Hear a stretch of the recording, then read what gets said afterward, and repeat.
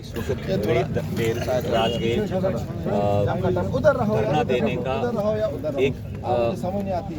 धरना देने का वाहिद एक रीज़न ये है कि सुबह एक तो भारतीय जनता पार्टी की जो कैंडिडेट है वो पोलिंग स्टेशन पे हमला करती हैं अलॉन्ग विद हर सपोर्टर्स।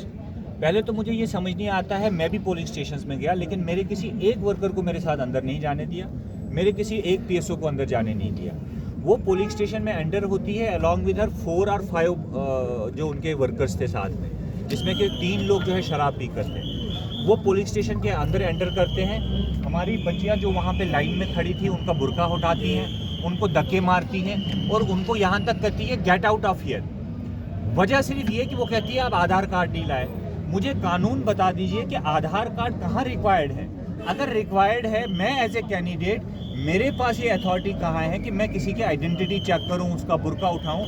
मेरे पास अगर कोई कंप्लेंट है ज़्यादा से ज़्यादा मैं रिटर्निंग ऑफिसर तक जा सकता हूँ। और ये मैं विद अथॉरिटी कहता हूँ। मैंने हाथ जोड़ के उसको कहा, मैंने कहा मेरी बहन है, अगर आपको कोई ग्रीवेंस है हम अंदर प्रिजाइडिंग ऑफिसर के पास जाते हैं।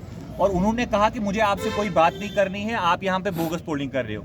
मैं प्रिजाइडिंग ऑफिसर के पास गया, मैंने कहा सर मुझे बता दीजिए क्या आपके पास कोई कंप्लेंट है कोई बोगस वोटिंग की या कोई आइडेंटिटी का क्राइसिस है, आप हमें बता दीजिए, आप बुरके उठवा रहे हैं। उसने कहा सर यहाँ पे सभी पार्टीज़ के एजेंट है, किसी एजेंट ने कोई कंप्लेंट नहीं की है।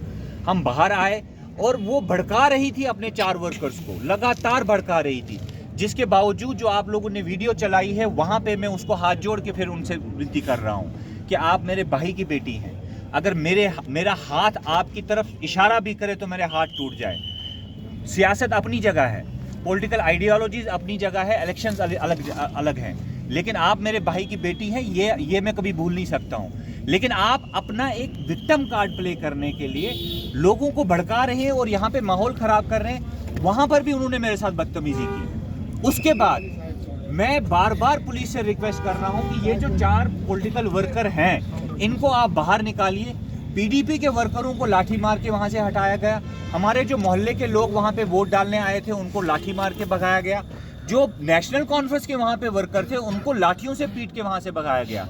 लेकिन बीजेपी के 4 वर्कर पुलिस के 150 बंदूकों से हैंडल नहीं हुए। वो उनके पैर पकड़ पकड़ के उनको जनाब करके गाड़ी तक छोड़ के आए। सर हमें प्लीज यहाँ पे इसी चीज को ऑब्जेक्ट करके, जब मैं ऑब्जेक्ट कर रहा था, इन द मीनवाइल जो एडिशनल एसपी या एसपी रैंक के वहाँ पे ऑफिसर्स थे मिस्टर इफ्तिकार, वो उन्होंने डायरेक्ट असॉल्ट किया मुझ पे without any provocation, without any reason. अभी ये चल ही रहा था, धक्कम दुक्का में जो है शायद किसी पुलिस ऑफिसर को धक्का लगा या क्या लगा, उसने गन कॉक करके, गन लोड करके डायरेक्ट मेरे ऊपर फायर करने की कोशिश की। और वो भी वीडियो एविडेंस है। अगर पुलिस ऑफिसर्स और दूसरे ऑफिसर्स उसको रोकते नहीं तो शायद वो गोली चलाकर मुझे ऑन द स्पॉट मार देते। मैंने सुबह ही उसी वक्त वहां से निकलने के बाद ही इलेक्शन कमीशन के पास जो बीजेपी की कैंडिडेट हैं उनके खिलाफ क्रिमिनल इंटिमिडेशन और वोटर्स को थ्रेटन करने के लिए कंप्लेंट लॉन्च की है। मैंने उस पुलिस ऑफिसर के खिलाफ जिसने मुझ पे क्रिमिनल असॉल्ट किया है and in full public in presence of witness, मैंने उसकी कंप्लेंट भी एसएसपी साहब को लॉन्च की है।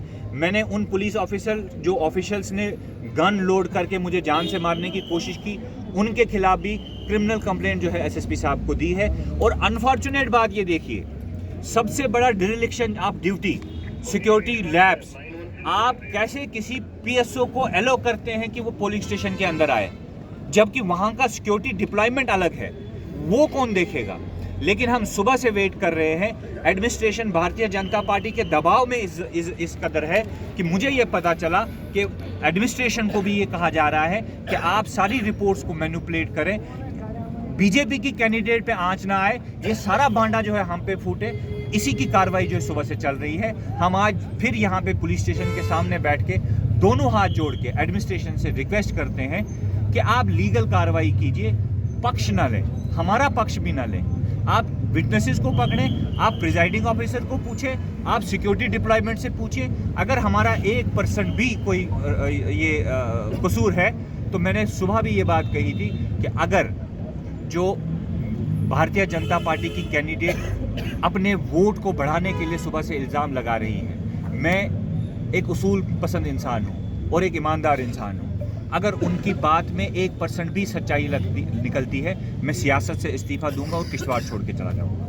डॉक्टर साहब, एक और बात है, जहां आपके पीएसओस को जो है बाहर रखाया गया, ऐसी क्या आफत आन पड़ी थी कि उनके पीएसओस को अलाउ किया गया था? क्या आपको नहीं लगता ये पूरा प्लान बहुत बड़ा सिक्योरिटी लैप्स है? पीएसओस को अलाउ किया गया, बीजेपी के लीडरान को पुलिस स्टेशन के अंदर अलाउ किया, जबकि वहां पे सिर्फ एजेंट्स अलाउड होते हैं और जो कैंडिडेट्स एजेंट होते हैं, चीफ इलेक्शन एजेंट अलाउ होता है। उसके अलावा बीजेपी के वर्करों को भी अलाउ किया गया, जबकि वो वोटर्स नहीं है, वो एजेंट्स नहीं है, वो चीफ एजेंट नहीं है, वो कैंडिडेट नहीं है। शराब पी के एजेंट्स जो है वो पोलिंग स्टेशन के अंदर दाखिल होते हैं और हंगामा करते हैं। ये सिक्योरिटी लैब्स नहीं है तो क्या है? और यही नहीं, इसके बावजूद भी 5 डिफरेंट पोलिंग स्टेशंस पे बीजेपी की कैंडिडेट की तरफ से सेम क्रिमिनल इंटिमिडेशन करने की कोशिश की गई, लेकिन जब वहां पे ऑब्जेक्ट किया गया, शोर उठा, तो वो फिर वहां से भाग गई। अब आप कितना एक्सपेक्ट करते हैं कि पुलिस स्टेशन के? देखिए, जब तक इंसाफ नहीं मिलेगा हम एहतजाज करते रहेंगे। आज हमारा सेरेमोनियल प्रोटेस्ट है। हम एडमिनिस्ट्रेशन को ये बावर कराना चाहते हैं कि वो अपनी पोस्टिंग के पीछे ना रहें। वो इस वक्त उनको जितना बीजेपी वालों की रखवाली करनी है, इतने आम लोगों की भी करनी है। वो किसी का पक्ष ना लें।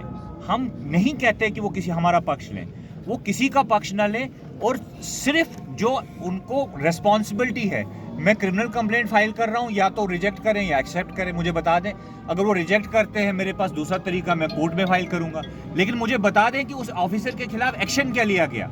जिस ऑफिसर को अपनी ड्यूटी, आप क्या अथॉरिटी है किसी पुलिस ऑफिसर को हाथ उठाने की? क्या अथॉरिटी है उसके पास, चाहे मैं कंटेस्टिंग कैंडिडेट नहीं भी हूं? मेरी प्रोटेक्शन की जिम्मेवारी यहाँ के एसपी की है, यहाँ के डीएसपी की है, यहाँ के एसएचओ की है, और उसी के महकमे का बंदा मुझ पे असॉल्ट कर रहा है। मुझे बताए एसपी साहब क्या कर रहे हैं? मेरी सिर्फ उनसे यही रिक्वेस्ट है कि इस वक्त आप अपनी ड्यूटी डिस्चार्ज करें, आप रिस्पॉन्सिबली जो है अपनी ड्यूटी निभाएं। इसके अलावा मैं आपसे कुछ एक्सपेक्ट नहीं करता।